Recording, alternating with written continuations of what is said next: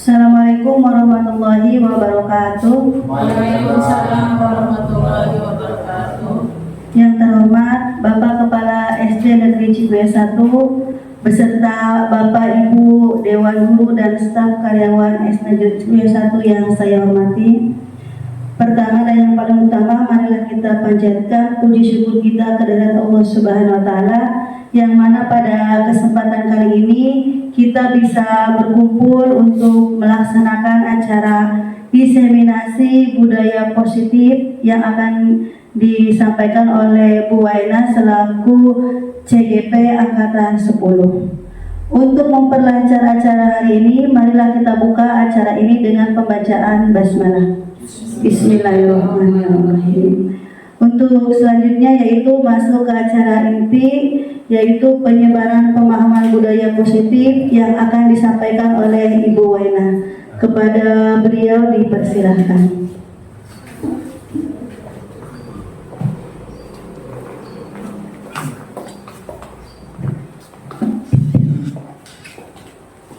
Assalamualaikum warahmatullahi wabarakatuh. Waalaikumsalam warahmatullahi wabarakatuh. Yang terhormat Bapak Kepala Sekolah SD Negeri Cikuya 1, rekan-rekan guru semua SD Negeri Cikuya 1,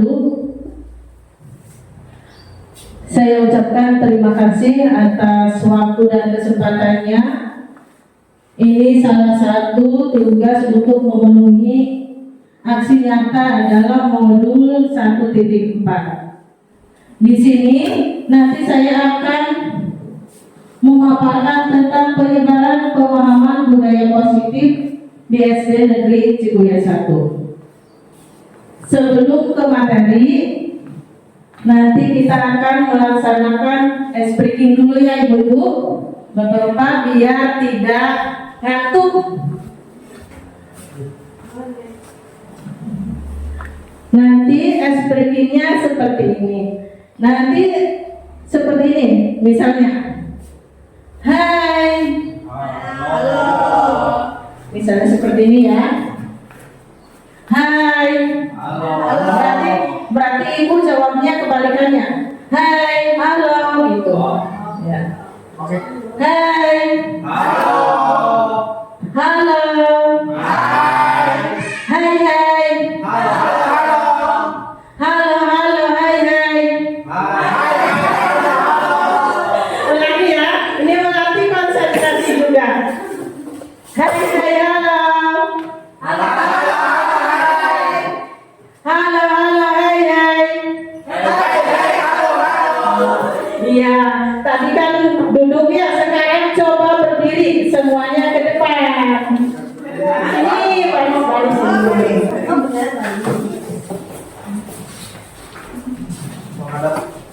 Menghadap sini boleh. Ya. Nanti ada instruksi dari saya. Speakingnya seperti ini. Misalnya saya ngomong satu, berarti tepuk pundak temannya, oh gitu ya. Berarti kalau ini diam. Ya. Ya, misalnya Pak Wiki berarti ke Pak Warno dan seterusnya ya. Iya, misalnya berarti ini kayak gini. Satu, oh. Ya. Yang keduanya seperti ini. Keduanya, dua, asik-asik kayak gitu bisa. Terus yang ketiganya, tiga, kayak gini nih, saya praktekkan. Tiga, iya.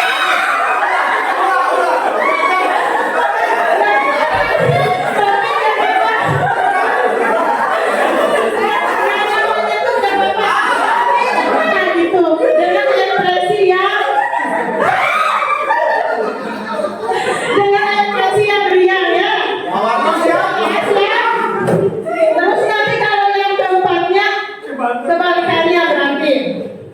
Tadi kan bertiga. Iya.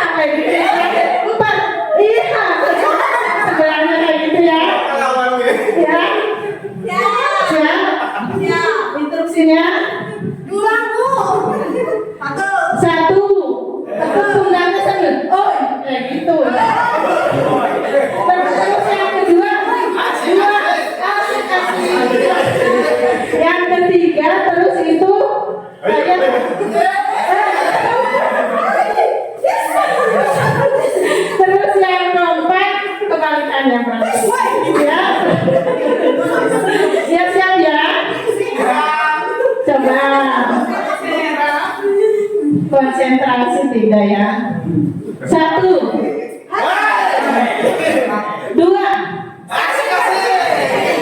3, 4, 3, 2,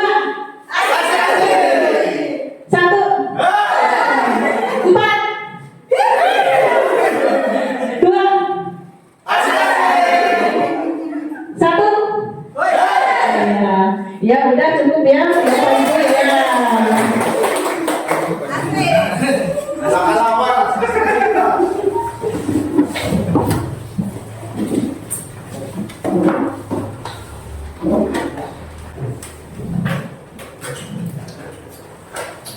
Di sini dalam diseminasi budaya positif di SD Negeri Cikuya 1 ini ada konsep utama budaya positif. Ada 6 poinnya. Yang pertama itu disiplin positif. Yang kedua itu motivasi perilaku manusia. Yang ketiga itu keyakinan kelas. Yang keempat kebutuhan dasar manusia dan dunia berkualitas. Yang kelima 5 posisi kontrol manusia. Yang keenam itu segitiga restitusi.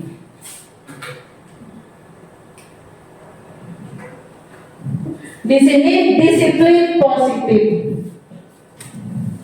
Teori kontrol yang disampaikan oleh William Lester. Makna disiplin. Disiplin itu apa? Pak Apip, disiplin itu apa ya?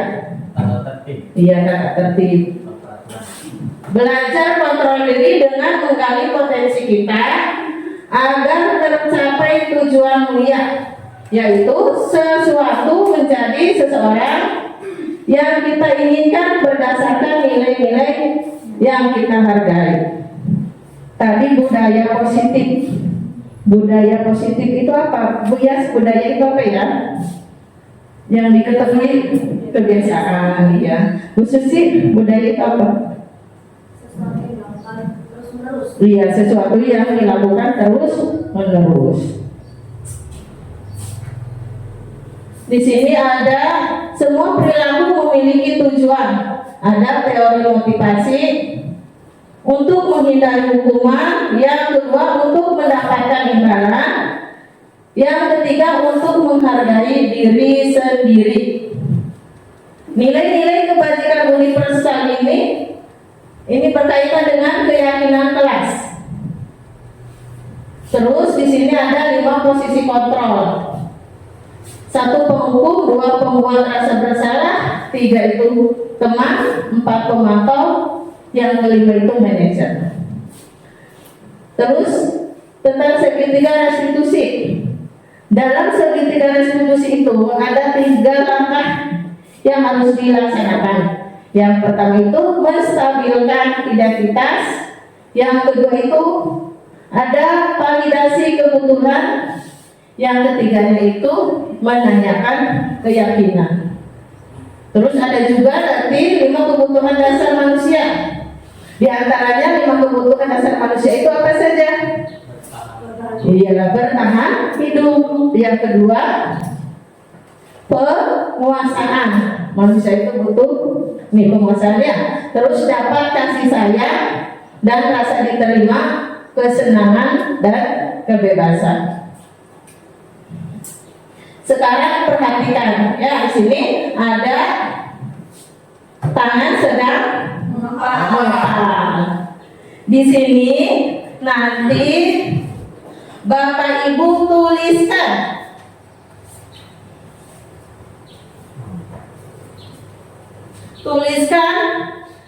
yang sangat Bapak Ibu senangi atau sukai ya, yang sangat berharga. Terus dipegang, jangan sampai lepas. Nanti berpasangan, caranya nanti ditulis yang berpasangan ya. Berarti Bumut sama Pak Apip ya, Pak Yudi sama Bu Susi.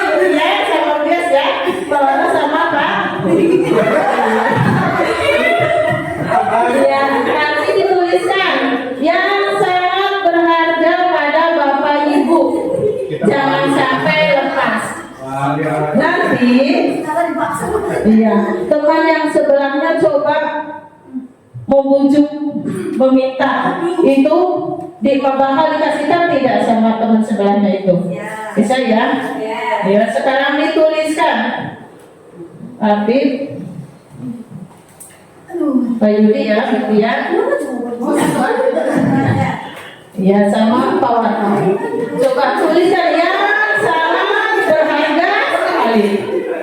Ya, yang sangat berharga sekali dalam diri Bapak Ibu itu apa? Nanti terus dipegang erat-erat. Terus teman sebelahnya itu mau meminta. Dikasihkan atau tidak? Ya. Sudah siap? 1, 2, 3. Ayo. Dikasih misalnya kalimat yang sangat indah, biar dikasihkan. Ya. Iya. Ada yang dikasihkan? Ada yang Pak Yudi sudah dapat belum? Iya. Ini buktinya dapat nggak? Karena ini ternyata buku dapat ya.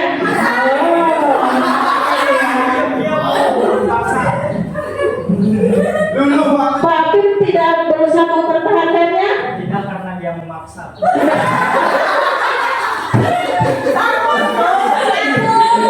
Takut puasa kalah dengan perempuan Pak. Ya tadi dari kegiatan ya, iya dari tadi kegiatan yang kita lakukan di situ kita bisa mengambil nilainya. Tadi Bu Tia, Pak Warno, Pak Yudi tetap mempertahankannya, walaupun Bu Susi membujuk dengan kata-kata yang sangat manis. Pak Yudi itu tidak luluh, dia tetap dengan pendiriannya. Tetapi beda lagi dengan Pak Apip, baru dibujuk satu kali aja. Bukan dikasihkan ya. Iya. Diibaratkan itu tadi Pak Apip seperti guru itu ya, anaknya, Bu Mumun seperti gurunya. Nah, di situ ada posisi kontrol. Menurut Bapak Ibu, posisi kontrol yang diambil itu bagaimana? Kok bisa tetap mempertahankannya? Bu Susi kenapa bisa tetap mempertahankannya? Karena menurut saya itu punya saya satu-satunya Bu, saya baik sama yang lain. Berarti Bu Susi tetap pada pendiriannya, keyakinannya untuk mempertahankan yang sangat berharga pada dirinya. Tadi tanya Pak Apip, kenapa tadi dikasihkan? Karena jiwa sosial saya sangat tinggi. Ya, karena jiwa sosialnya sangat tinggi. Tidak tahan godaan. Baru satu rayuan ya langsung dikasihkan Pak Apip. Ada rayuan lautnya, jadinya langsung dikasihkan. Ya. Di sini ternyata berarti posisi kontrol itu ada pada diri kita sendiri. Ya, kita itu tidak bisa memaksa pada orang lain. Terus di sini ada perubahan paradigma teori kontrol. Ilusi guru mengontrol murid. Guru itu cuma bisa mengontrol, tetapi tidak bisa memaksakan. Karena murid itu punya pendirian sendiri, ya, posisi kontrol sendiri. Seperti tadi diibaratkan siswa dengan guru, tetap pada pendiriannya. Terus yang kedua, ilusi bahwa kritik dan membuat orang merasa bersalah dapat menguatkan karakter. Di sini kritik dan ini membuat orang merasa bersalah dapat menguatkan karakternya. Yang ketiga, ilusi bahwa semua penguatan positif efektif dan bermanfaat. Yang keempat, ilusi bahwa orang dewasa memiliki hak untuk memaksa. Berarti tidak benar ya tadi kita sebagai guru itu menganggap anak didik kita itu harus patuh pada kita, harus nurut. Pokoknya kalau tidak nurut apa gitu dikasih apa gitu. Itu sebenarnya tidak boleh ya. Kita karena murid itu mempunyai posisi kontrol yang ada pada diri sendiri. Ada unsur intrinsik. Unsur intrinsik itu apa? Unsur yang melekat pada dirinya, tidak ada pengaruh dari luar. Di sini ilusi guru mengontrol murid. Pada dasarnya kita tidak dapat memaksa murid untuk berbuat sesuatu jikalau murid tersebut memilih untuk tidak melakukannya, seperti yang telah kita lakukan tadi. Walaupun tampaknya guru sedang mengontrol perilaku murid, hal demikian terjadi karena murid sedang mengizinkan dirinya dikontrol. Tadi seperti Pak Apip. Pak Apip itu memberikan ini ya, tadi mengizinkan dirinya dikontrol. Tadi Bu Mumun minta sama Pak Apip dikasih, tapi yang lainnya kan tidak mengasih izinnya. Saat itu bentuk kontrol guru menjadi kebutuhan dasar yang dipilih murid tersebut.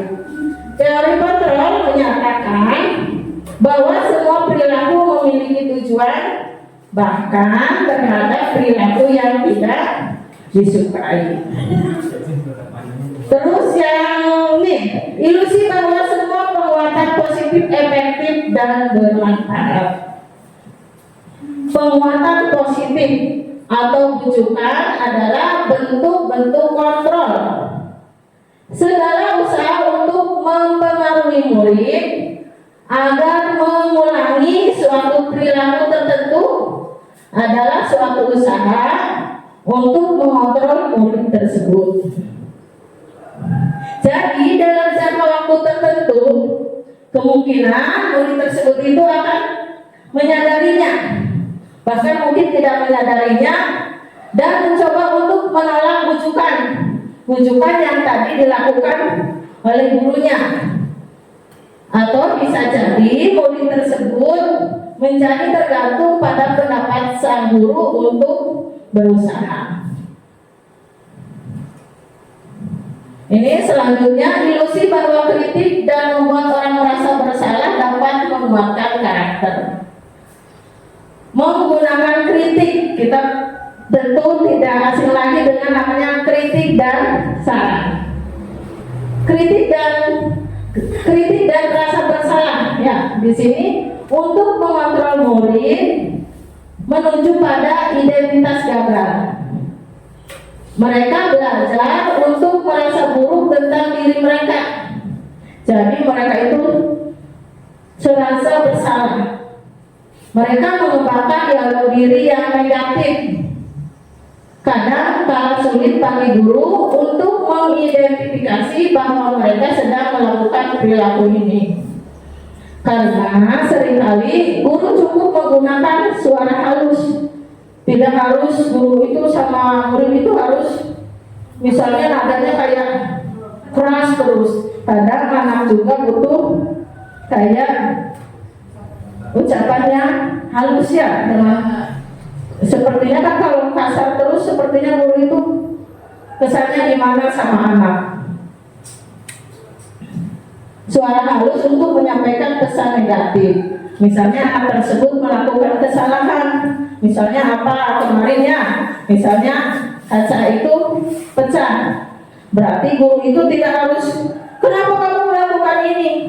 Dengan suara yang lantang dan membuat anak itu merasa semakin bersalah. Tetapi kita bisa mencobanya dengan suara yang lembut seperti ini. Kenapa kamu melakukan itu? Ya, maksudnya beda lagi kalau suaranya kasar, itu anak mesti akan merasa sangat bersalah. Terus ilusi bahwa orang dewasa memiliki hak untuk memaksa. Banyak orang dewasa yang percaya bahwa mereka memiliki tanggung jawab untuk membuat murid-murid berbuat hal-hal tertentu. Apapun yang dilakukan dapat diterima selama ada sebuah kemajuan. Ada kemajuan yang ingin dicapai berdasarkan sebuah pengukuran kinerja. Pada saat itu pula orang dewasa akan menyadari bahwa perilaku memaksa tidak akan efektif untuk jangka waktu panjang. Kadang-kala kita sebagai guru, karena kita anak-anak itu merasa kecil ya, kita itu ke anak seolah-olah iya, anak itu harus nurut apa yang dikatakan kita, apa yang diucapkan kita. Padahal itu kan ilusi ya, cuma ilusi. Terus selanjutnya ini tentang disiplin positif. Apa makna disiplin? Pak Wiki, disiplin itu apa ya Pak? Menurut Pak Wiki, disiplin itu apa? Aturan.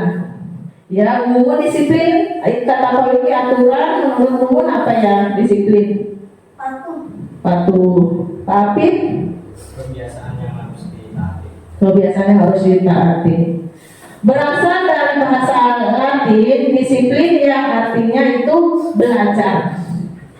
Makna asal dari kata ini berkonotasi dengan disiplin diri dari murid-murid Sokrates dan Plato. Disiplin diri membuat orang menggali potensinya menuju sebuah tujuan apa yang dia hargai. Berarti disiplin itu mempunyai tujuan sendiri ya. Namun dalam budaya kita, makna kata disiplin telah berubah menjadi sesuatu yang dilakukan seseorang pada orang lain untuk mendapatkan kepatuhan. Kecenderungan umumnya adalah menghubungkan kata disiplin dengan ketidaknyamanan. Kita sering menyebutnya ini cenderung disiplin itu dengan ketidaknyamanan, bukan dengan apa yang kita hargai atau pencapaian suatu tujuan mulia. Terus di sini ada lagi disiplin positif. Ini disiplin berasal dari bahasa Latin tadi yang artinya belajar. Disiplin itu sebagai bentuk kontrol diri. Kalau kita guru murid tidak punya disiplin, menurut Bapak Ibu kehidupan di sekolah akan berjalan sesuai yang diharapkan atau tidak?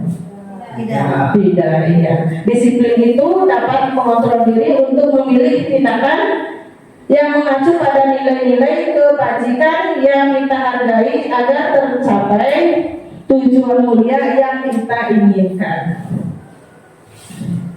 Disiplin positif merupakan salah satu cara penerapan sikap disiplin yang bertujuan untuk menumbuhkan kesadaran. Berarti itu disiplin itu harus ada kesadaran dari diri kita, ya, dari diri kita sendiri, serta memberdayakan siswa tanpa imbalan penghargaan, hadiah maupun ancaman hukuman. Menurut Bapak Ibu, misalnya dikasih hadiah, anak itu dikasih hadiah, sudah benar atau masih salah? Salah itu kebiasaan. Iya. Menurut Bu Susi salah ya. Kalau menurut Bu Tia salah atau benar? Anak dikasih apa itu tadi? Hadiah. Salah iya. Menurut Papip salah atau benar ya? Salah iya.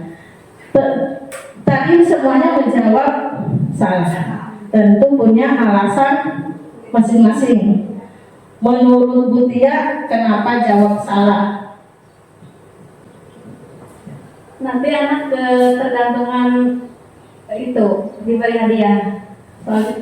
Soalnya kan mau ngerjain tugas asal hadiah. Ya, tadi menurut Butia, kalau anak dikasih hadiah, nanti ada ketergantungan, mau melaksanakan hal tersebut harus ada hadiah. Tapi nanti kalau anaknya tidak dikasih hadiah, menurut Butia, anak tersebut tidak akan mau melakukan itu. Ya, tadi Pak Apip, Bu Susi, ya.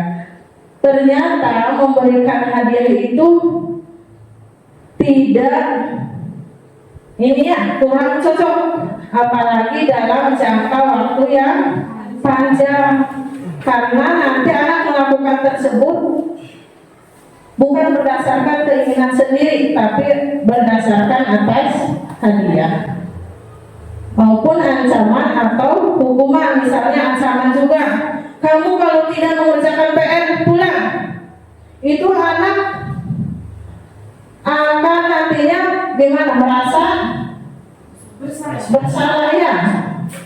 Menurut itu kalau dilakukan dalam jangka waktu panjang, baik atau tidak? Tidak, karena anak tersebut melakukan mungkin mematuhi, tetapi karena ada unsur ancaman, bukan karena atas kesadaran sendiri. Ini di sini disiplin positif. Seseorang yang memiliki disiplin diri berarti mereka bisa bertanggung jawab terhadap apa yang dilakukan, karena mereka mendasarkan tindakan mereka pada nilai-nilai kebajikan universal. Contohnya disiplin. Kita sebagai guru datang ke sekolah disiplin. Menurut Bapak Ibu, misalnya datang ke sekolah tepat waktu, ya, itu harus ada dorongan dari luar, apa harus ada kesadaran dari diri kita sendiri? Harus dari diri sendiri. Agar apa? Agar menjadi kebiasaan. Mungkin kalau misalnya saya pribadi misalnya datang ke sekolah karena datang ke sekolah tepat waktu, tapi dengan alasan takut ditegur sama kepala sekolah. Kira-kira menurut Bapak Ibu itu akan bertahan lama atau tidak? Tidak ya, karena motivasinya bukan dari diri sendiri. Terus untuk mewujudkan disiplin diri yang kuat pada murid, hal yang harus dilakukan guru adalah menjadi teladan dan memberikan suasana atau lingkungan yang mendukung bagi tumbuh kembangnya nilai tersebut. Kita tentunya sebagai guru harus bisa memberikan teladan bagi anak-anak didik kita ya. Misalnya biasanya mesti anak itu akan berkata jujur ya. Misalnya saya sendiri misalnya terlambat, tetap dalam hati itu merasa gimana, malu, bersalah pada diri sendiri, karena anak-anak itu ternyata memperhatikan ya. Iya. Terus pembiasaan berupa keteladanan serta penyadaran tentang pentingnya sikap disiplin diri akan menumbuhkan motivasi intrinsik, tadi motivasi yang berasal dari diri kita sendiri. Ya, di sini kalau motivasinya dari diri kita sendiri akan melekat, kita akan dengan senang hati melaksanakan itu dengan ikhlas. Tetapi beda lagi, misalnya saya berangkatnya tepat waktu, tapi karena ada teguran dari kepala sekolah, saya tentu melakukan disiplin itu akan merasa bagaimana, bukan dari dalam diri kita, tidak akan bertahan lama ya.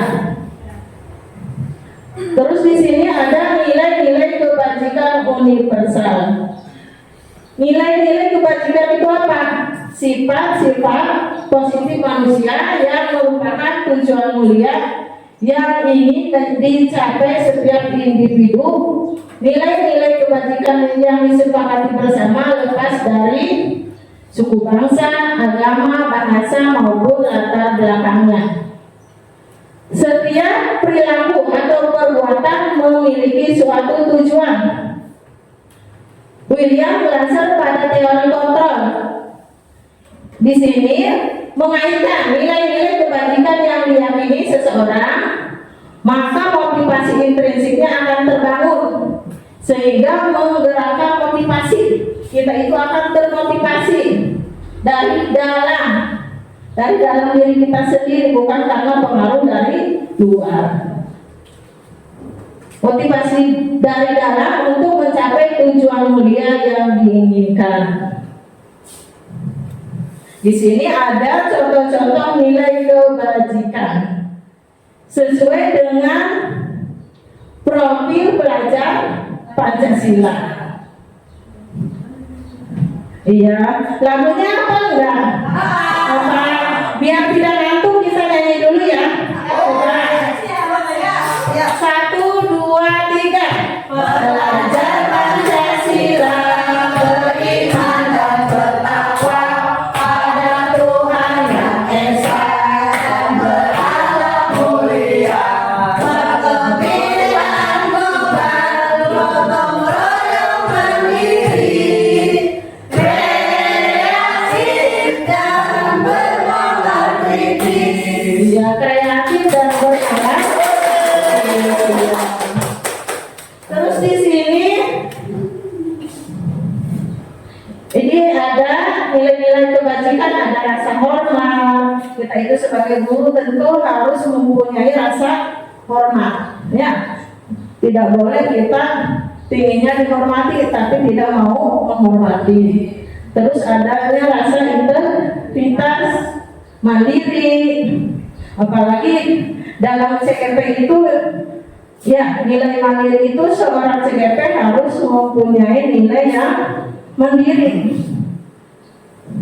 menghargai, antusias, empati, keingintahuan, kreativitas, kerjasama. Terus ada rasa percaya diri dan komitmen misalnya dalam kita udah melaksanakan, misalnya habis rapat dengan kepala sekolah, nanti kita masuknya jam ini, tapi kadang misalnya teman-temannya yang 6 komitmen masuk, misalnya harus jam 7:15, yang 6 komitmen tapi yang 4 tidak komitmen. Kira-kira itu yang tidak komitmen mengganggu yang lain atau tidak? Mungkin ada merasa iri atau gimana? Kemungkinan ada enggak? Ada, ya. Makanya suatu organisasi atau sekolah itu mesti harus ada komitmen dari semua pihak untuk mencapai tujuan yang lebih baik.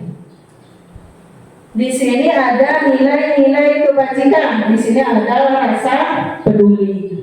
Misalnya temannya minta tolong, ya sebisa kita harus menolong. Mungkin di saat nanti misalnya orang tersebut tidak bisa menolong, kemungkinan yang lainnya juga nanti akan menolong. Misalnya kita berbuat baik sama seseorang, orang tersebut tidak berbuat baik pada kita, kemungkinan nanti ada orang lain yang akan membalasnya, ya, orang tersebut. Terus keterus-terangan, terus adanya kebersihan, komitmen, belas kasih, ada percaya diri, bertujuan, tentang rasa, gotong royong.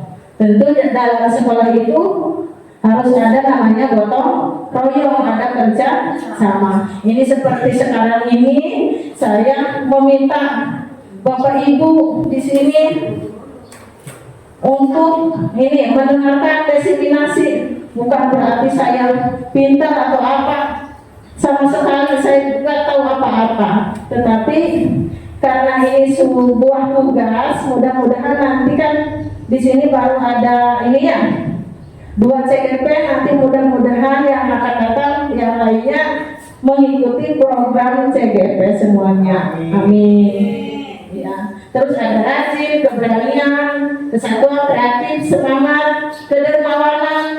Di sini semuanya nilai-nilai yang bajikan, dermawan, harga diri, rendah hati, integritas, kebahagiaan, adanya keadilan, baik hati, kesetiaan, berprinsip, bersahaja, adanya keteraturan, adanya kedamaian, keteguhan hati, rasa hormat, tanggung jawab.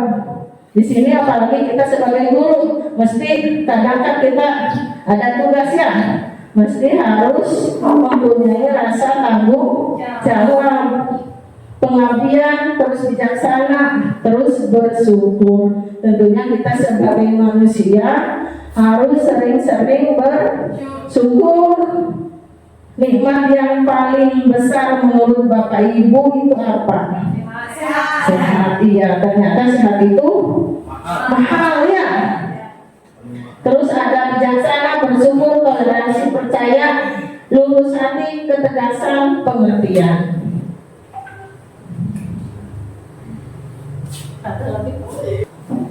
Untuk selanjutnya yaitu motivasi perilaku. Teori motivasi perilaku manusia ya, untuk menghindari ketidaknyamanan atau hukuman, apa yang akan terjadi apabila saya tidak melakukannya. Ini adalah motivasi, namanya motivasi eksternal, motivasi yang bukan dari diri kita sendiri. Di sini alasannya kalau saya tidak melakukannya nanti saya mendapat ini. Jadi dia itu berusaha untuk melakukannya, padahal bukan atas keinginan dari diri sendiri. Yang kedua, untuk mendapatkan imbalan dari orang lain atau institusi ya. Apa yang akan saya dapatkan apabila saya melakukannya? Misalnya, saya akan datang tepat waktu karena ini ingin mendapatkan imbalan dari, misalnya ingin dapat ujian dari kepala sekolah, atau ingin dari teman-teman mendapatkan ini sekali ya, kecil sekali. Itu berasal dari motivasi eksternal, bukan dari diri kita sendiri. Yang ketiganya itu untuk menghargai diri sendiri. Saya akan menjadi orang yang seperti apa bila saya melakukannya.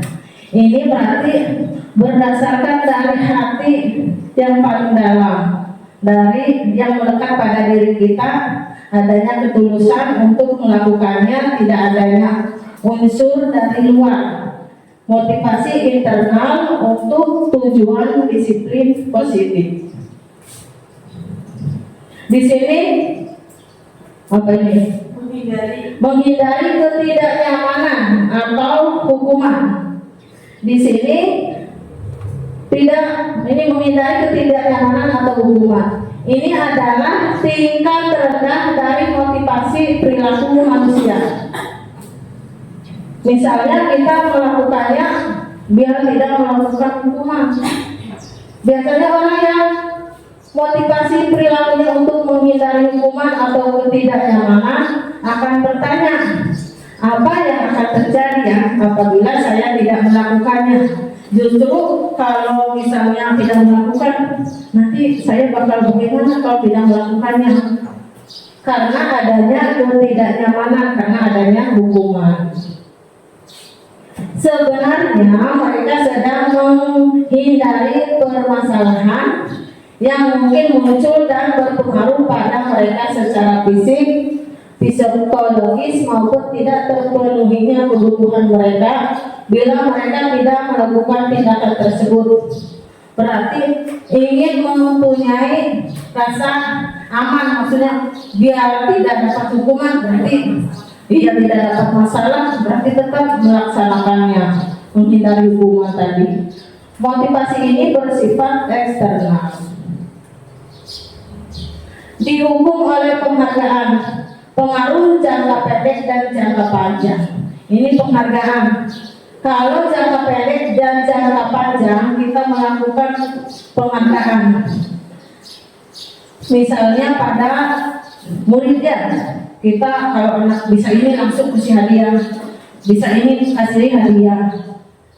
Nanti dalam diri murid itu akan tercipta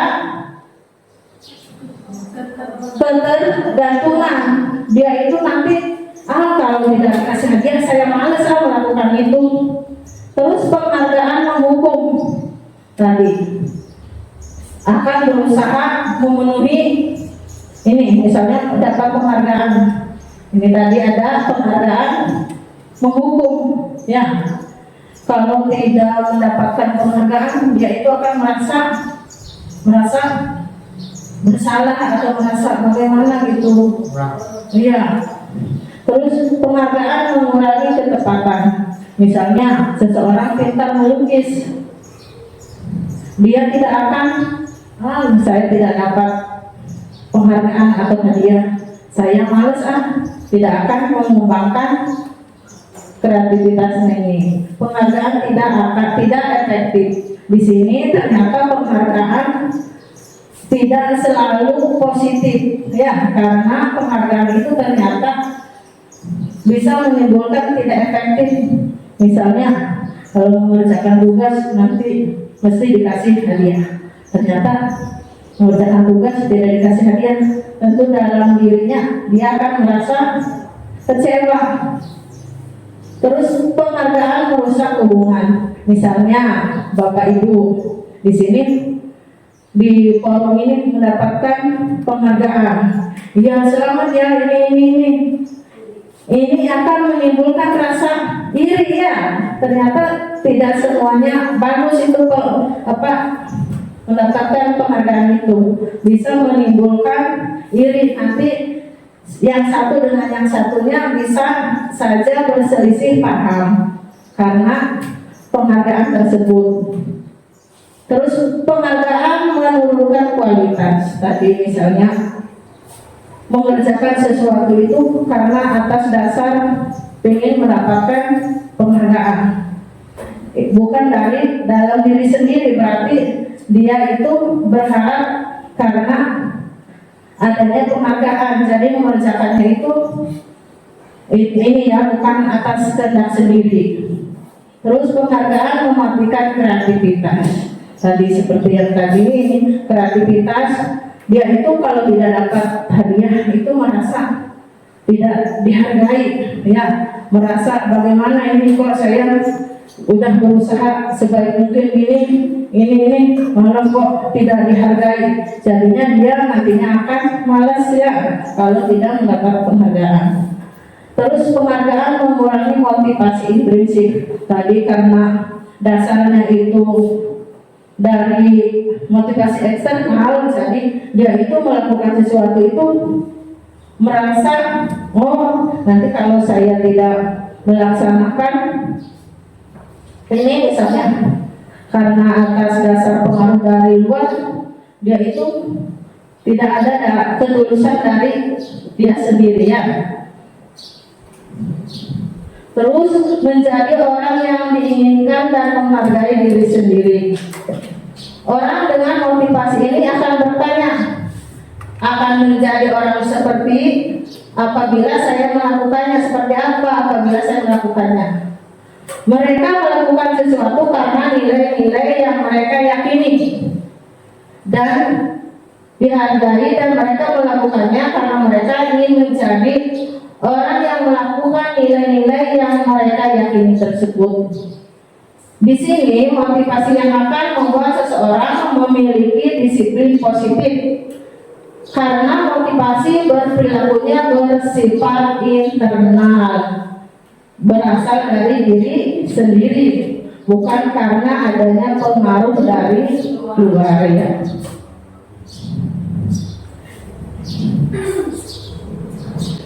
Ini misalnya di sekolah kita, sebagai seorang guru, saat Anda hadir mengajar di kelas tepat waktu, motivasi apakah yang mendasari tindakan Anda?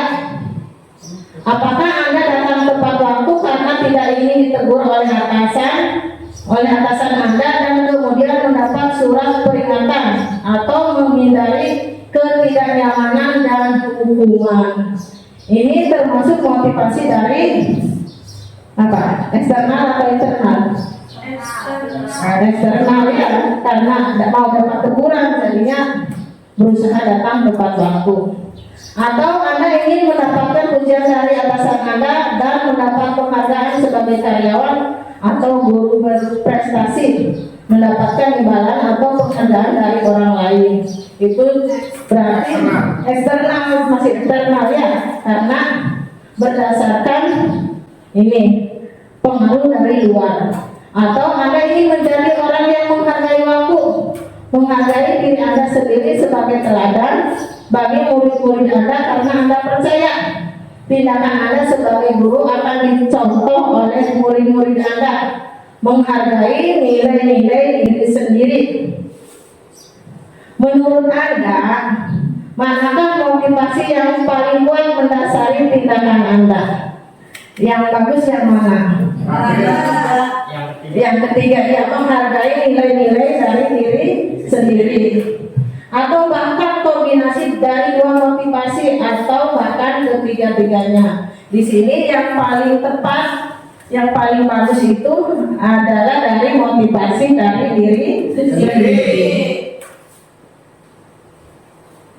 Di sini kasus di sekolah, bila di sekolah Anda tidak ada peraturan yang mengharuskan guru datang tepat waktu dan tidak ada surat teguran bagi guru yang datang terlambat dan tidak ada atasan yang memuji Anda, apakah Anda akan tetap datang tepat waktu untuk mengajar murid-murid Anda? Jelaskan alasan Anda. Coba Pak Yudi, seandainya itu ya, menurut Pak Yudi, karena apa alasannya? Ya harus tepat waktu. Artinya kita kan menjadi teladan bagi yang lain ini. Itu saja. Ya, kata Pak Yudi, kita akan menjadi teladan bagi yang lain. Sebelum menjadi teladan yang lain, tentunya kita di dalam kelas akan menjadi teladan bagi murid-murid kita, ya, murid-murid kita, lingkungan sekolah kita, warga sekolah kita semua. Sebelum kita membahas lebih mendalam tentang penerapan restitusi, kita perlu bertanya dahulu, apakah perbedaan antara hukuman dan konsekuensi? Hukuman itu apa ya? Ada yang tahu hukuman itu apa? Hukuman adalah sanksi. Iya, sanksi. Kata Butia, hukuman adalah sanksi. Di sini hukuman itu suatu sanksi, ya, kata Butia. Kalau hukuman itu berdasarkan guru ke siswa, berarti sifatnya satu arah. Siswa itu tidak tahu, ya, datang ke sekolah terlambat, langsung suruh bersihkan WC tanpa adanya kesepakatan sebelumnya. Terus konsekuensi. Kalau konsekuensi ini apa? Sesuatu yang akan dia dapatkan, akan dia peroleh. Biasanya itu konsekuensi itu satu arah. Menurut gurunya saja, apa ada kesepakatan sebelumnya sama murid? Ada kesepakatan. Iya, ada kesepakatan dulu sebelumnya sama murid. Nanti kamu kalau seperti ini udah disepakati bersama, ternyata murid itu melanggar, akan mendapatkan konsekuensi. Terus restitusi itu sendiri, ada yang tahu restitusi? Cara menyelesaikan. Iya, coba Bu, restitusi itu apa, Bu? Cara atau tindakan penyelesaian suatu permasalahan. Iya. Cara atau tindakan untuk menyelesaikan suatu permasalahan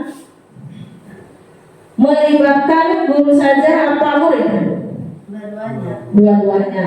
Di sini biasanya kalau restitusi itu guru akan mengajak berdialog sama muridnya, tidak mengambil keputusan sendiri. Di sini nanti akan ada solusi terbaik apa yang akan ditentukan oleh kedua belah pihak. Jika melanggar ini ya, misalnya melanggar yang sudah ditentukan. Di sini ada hukuman konsekuensi restitusi. Hukuman itu sesuatu yang menyakitkan. Hukuman itu kadang kita melakukan hukuman ke anak. Ternyata hukuman itu pada anak itu membuat dia merasa sakit ya, tersakiti. Terus kalau konsekuensi sesuatu harus terjadi. Restitusi itu merupakan pilihan. Terus di sini hukuman tidak nyaman untuk murid dalam jangka waktu yang panjang. Menurut Bapak Ibu, seandainya murid kita selalu dikasih hukuman sama kita, apa yang akan terjadi? Iya, bisa aja atau khususnya anak tersebut akan dendam. Iya, padahal kita niatnya baik, tapi ternyata dia punya rasa dendam sampai lulus.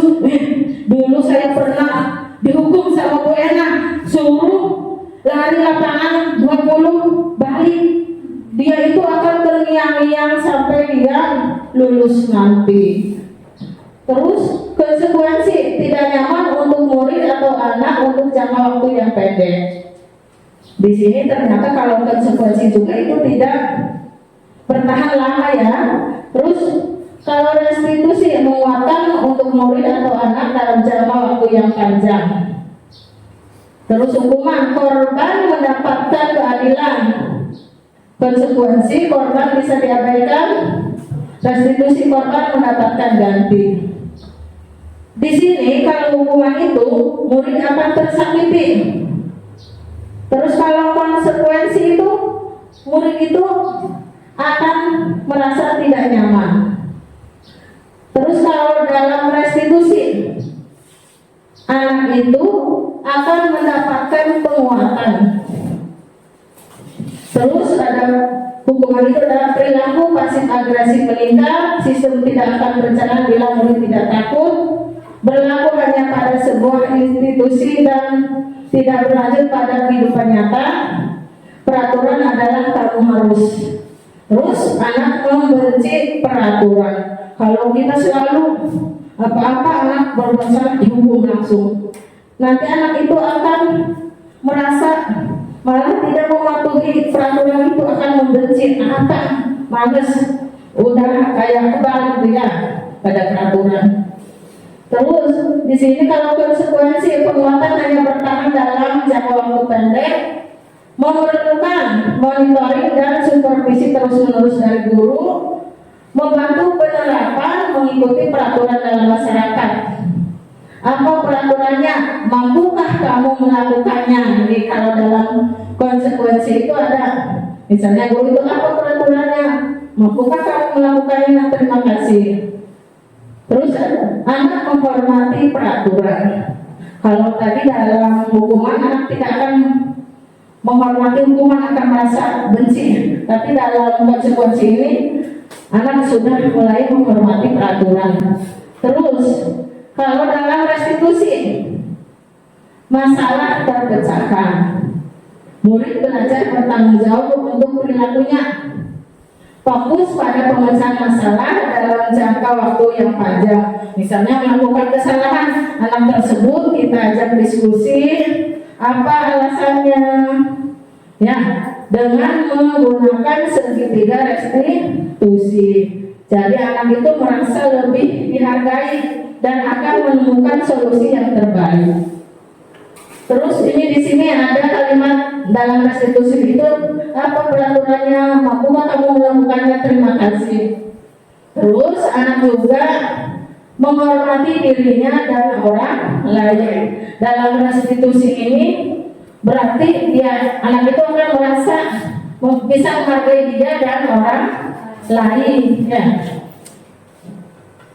Di sini hukuman konsekuensi restitusi. Saya tidak mengerjakan PR, disuruh lari mengelilingi lapangan. Siswa terlambat disuruh menyapu. Maksudnya apa?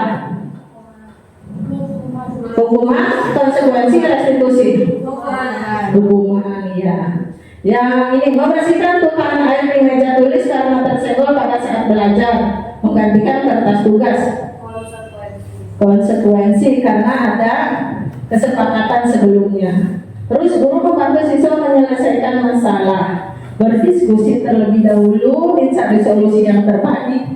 Ini namanya restitusi.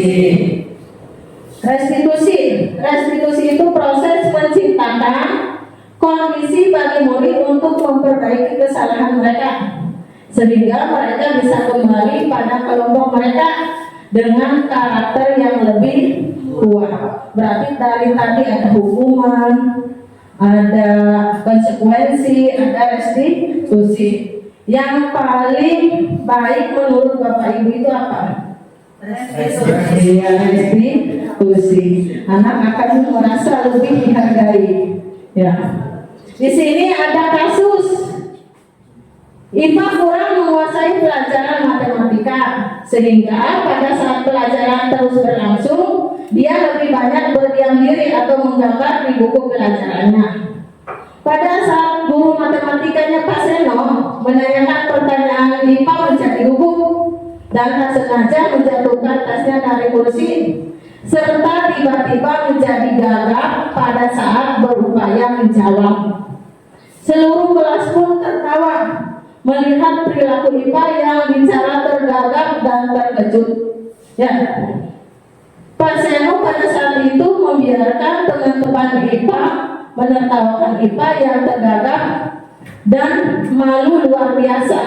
Malahan Pak Seno itu minta IPA untuk maju ke depan dan berdiri di depan kelas sambil menunjuk hidungnya karena tidak bisa menjawab. Tidak bisa menjawab itu tidak bisa menjawab pertanyaan Pak Seno, ya. Tadi IPA tidak bisa menjawab, malah sama teman-temannya ditertawakan. Pak Seno membiarkan apa bagaimana? Membiarkan. Pak, kelas semakin gaduh. Anak-anak pun tertawa melihat IPA di depan kelas memegang ujung hidungnya. Di sini. Menurut Bapak Ibu, apakah Bapak Ibu setuju dengan tindakan Pak Seno terhadap IPA? Tidak. Setuju atau tidak? Tidak. Kenapa tidak setuju?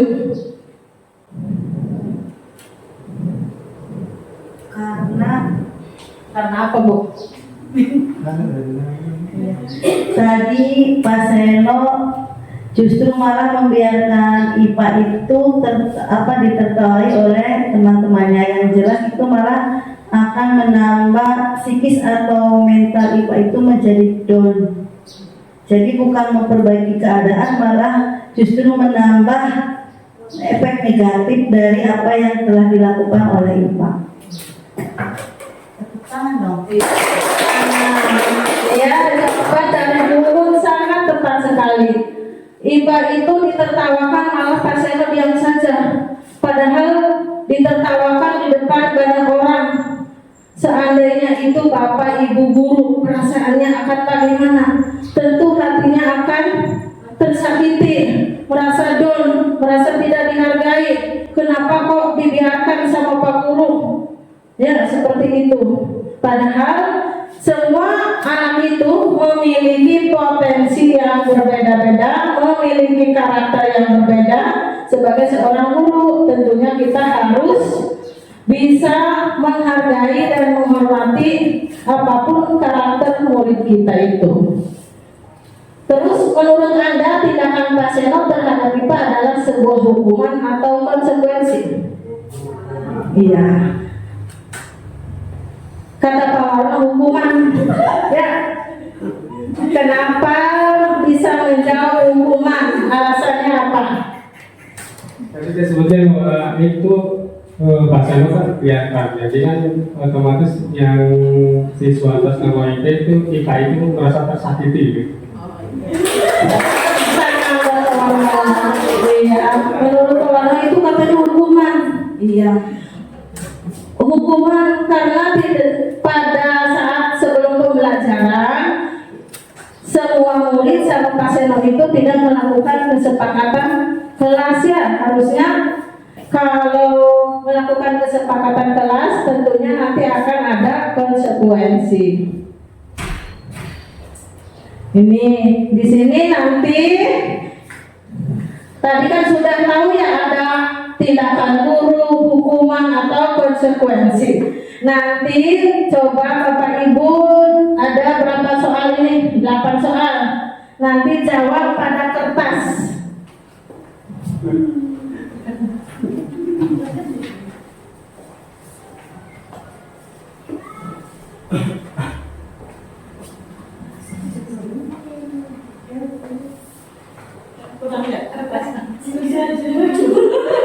Pinjam ini.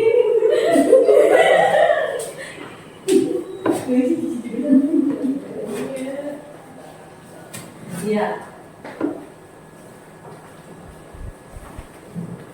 Mencatat 100 kali di dalam buku kalimat saya tidak akan terlambat lagi karena terlambat ke sekolah.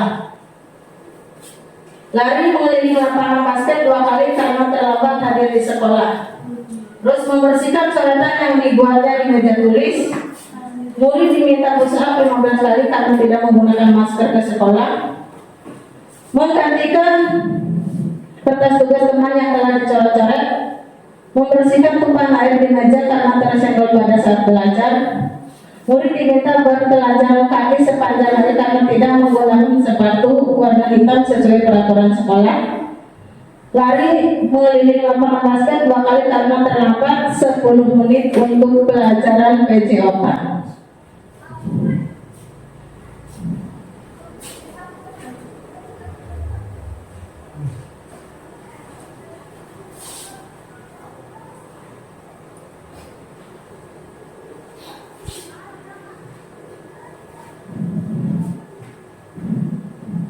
Sudah ya? Sudah Bapak Ibu? Iya. Ini ya, membersihkan coret ini langsung ini ya. Membersihkan coretan yang dibuatnya di meja tulis. Apa? Konsekuensi. Ya, kasih tepuk tangannya kayak gini seperti ini. Wow, keren. Wow, keren. Wow, keren. Iya. Itu ya. Coba tadi musisi sudah kasih jawabannya betul. Buat Bu Susi. 1, 2, 3. Wow, keren. Wow, keren. Wow, keren. Iya. Ini tadi sudah ya mengajukan kertas tugas teman yang telah dicoret-coret apa? Konsekuensi. Membersihkan tumpahan air di meja tulis karena tersenggol pada saat belajar. Konsekuensi. Murid diminta bertelanjang kaki sepanjang hari karena tidak menggunakan sepatu warna hitam sesuai peraturan sekolah. Hukuman ini ya.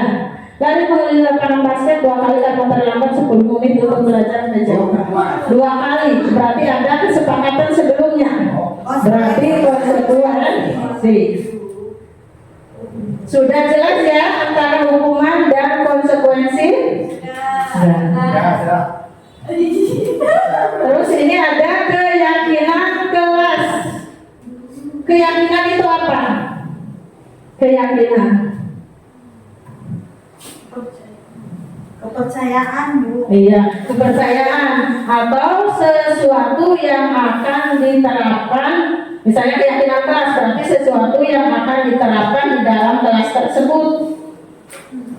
Mengapa kita memiliki peraturan tentang penggunaan helm pada saat mengendarai kendaraan roda 2 atau motor? Untuk apa? Menjaga keselamatan. Mengapa kita memiliki peraturan tentang penggunaan masker dan mencuci tangan setiap saat? Untuk kesehatan dan keselamatan. Nilai-nilai keselamatan atau kesehatan inilah yang kita sebut sebagai suatu keyakinan, yaitu nilai-nilai kebajikan universal yang disepakati secara tersirat dan tersurat lepas dari latar belakang suku, negara, bahasa maupun agama.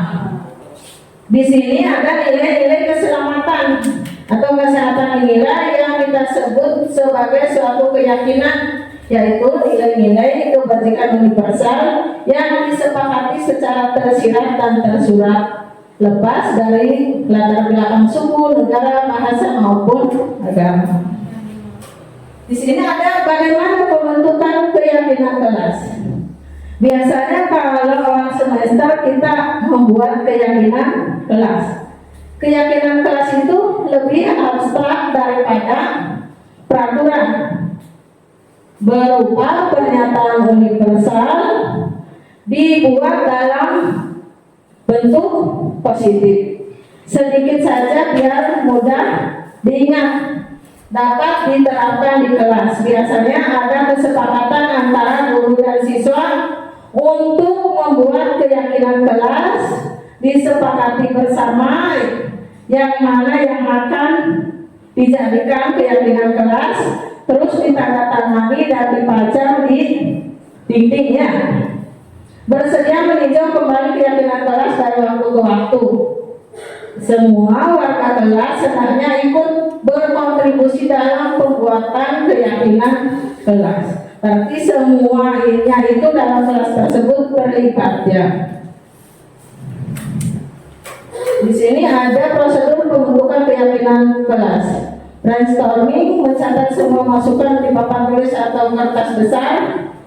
Terus ada ganti kalimat negatif menjadi kalimat positif. Tinjau kembali yang masih berupa peraturan.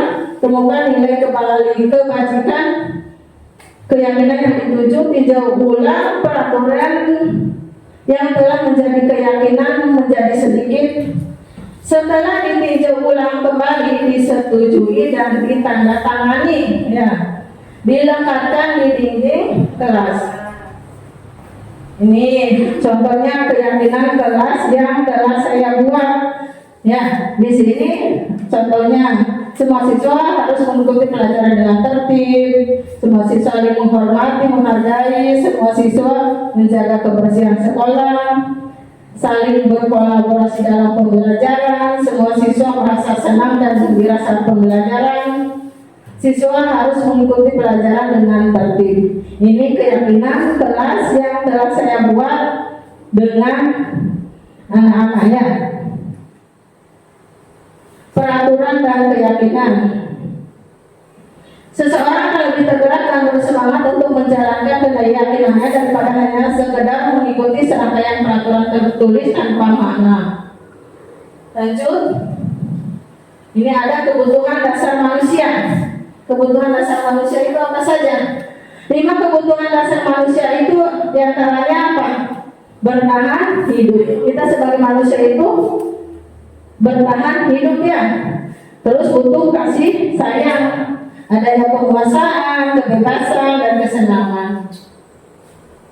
Bagaimana memenuhi kebutuhan? Glaser menyatakan bahwa kapasitas untuk berubah ada di dalam diri kita. Yang berubah itu diri kita sendiri. Jika kita dapat mengidentifikasi kebutuhan apa yang mendorong perilaku kita, maka perubahan perilaku positif dapat dimulai dengan mencari solusi untuk memenuhi kebutuhan tertentu dengan cara yang positif. Di sini ada 5 posisi kontrol. Bagaimana sikap Anda bila ada siswa yang terlambat sekolah? Akan ditegur. Menurut umum akan melakukan hukuman, apa konsekuensi, apa restitusi? Sekarang karena sudah tahu restitusi, berarti saya mau restitusi. Iya, karena Bungu sudah ikut program CGP ini ya, dia akan menggunakan restitusi dalam menyelesaikan siswa yang terlambat. Contoh penerapan 5 posisi kontrol sebagai penghukum. Tadi sebagai penghukum itu berarti guru itu awas kamu kalau seperti itu. Jangan seperti itu lagi ya, kamu terus. Itu sebagai penghukum ya. Terus pembuat rasa bersalah. Di sini kalau penerapan posisi kontrol pembuat rasa bersalah, biasanya guru akan bersuara lembut. Coba kalau ibu kamu tahu kamu melakukan seperti ini, nanti bagaimana? Ya, merasa bersalah. Murid nanti akan merasa bersalah. Pemantau di sini guru itu akan memantau. Kamu sudah melanggar apa peraturan dan konsekuensinya. Guru itu mengamati, memantau teman. Sebagai teman, ayolah yang tertib buat guru bangga. Kali ini tidak apa-apa, kamu yang salah. Ya sudah, nanti bu guru yang bereskan. Itu juga sebagai temannya. Tetapi dalam teman ini nanti ada hal negatif yang akan ditimbulkan. Karena jika anak tersebut tidak terpenuhi keinginannya oleh kita, anak tersebut akan merasa guru itu bukan teman dia lagi, guru itu jahat, guru itu bagaimana ya, pandangannya kurang baik. Terus sebagai manajer, apakah kamu tahu kesalahanmu? Kira-kira bagaimana kamu akan memperbaiki kesalahan ini? Dari 5 posisi kontrol di sini, menurut Bapak Ibu yang paling baik yang mana? Iya, manajer, karena berkaitan dengan segitiga restitusi. Di sini ada segitiga restitusi. Di sini akan menstabilkan identitas. Contohnya, kita berdiskusi, ada kesalahan siswa, kita berdiskusi. Setiap orang pasti mempunyai kesalahan, guru juga pernah melakukan kesalahan. Jadi anak itu distabilkan dulu. Ya, jadi anak itu tidak merasa, oh saya salah seperti ini. Dia akan merasa nyaman, dia akan bercerita. Terus validasi tindakan yang salah. Di sini itu nanti guru akan, mengapa kamu melakukan ini? Apa alasannya? Tentu kamu punya alasannya kan melakukan ini. Di sini nanti murid itu akan bercerita ya apa yang dia alami, dia rasakan. Selanjutnya akan yang ketiga itu menanyakan keyakinan. Di sini biasanya guru keyakinan kelas apa yang telah kita sepakati. Kamu ingin menjadi seperti apa? Di sini ada 3 langkah segitiga restitusi. Di sini contohnya ini ada siswa yang terlambat. Sama saya ditanyain ya. Ditanyain kenapa terlambat. Ini. Di sini saya melakukan segitiga restitusi, melakukan percakapan pada anak tersebut, menanyakan, menstabilkan identitas, terus tadi apa alasannya, terus menanyakan keyakinannya. Di sini siswa itu akan bercerita dan akan dicari solusi yang terbaik. Di sini percakapannya bisa dilihat di sini. Setia bu guru, amati kamu sering datang terlambat ya, menstabilkan identitas, terus kenapa alasannya, gitu ya. Tadi itu termasuk validasi tindakan, terus menanyakan keyakinan, itu apa? Menanyakan keyakinan tadi ada yang tahap yang ketiga ada di sini. Ini testimoni dari Satria. Ternyata Satria itu merasa senang ya setelah saya ajak diskusi itu. Dia itu merasa dihargai. Katanya dia tidak akan mengulanginya lagi. Ini disiplin positif tadi sudah dipaparkan semuanya ya. Ini ya, terima kasih. Tergerak, bergerak, dan menggerakkan. Mungkin itu saja yang dapat saya sampaikan. Bila ada yang salah dari saya pribadi, mohon maaf atas segala kekurangan. Wassalamualaikum warahmatullahi wabarakatuh.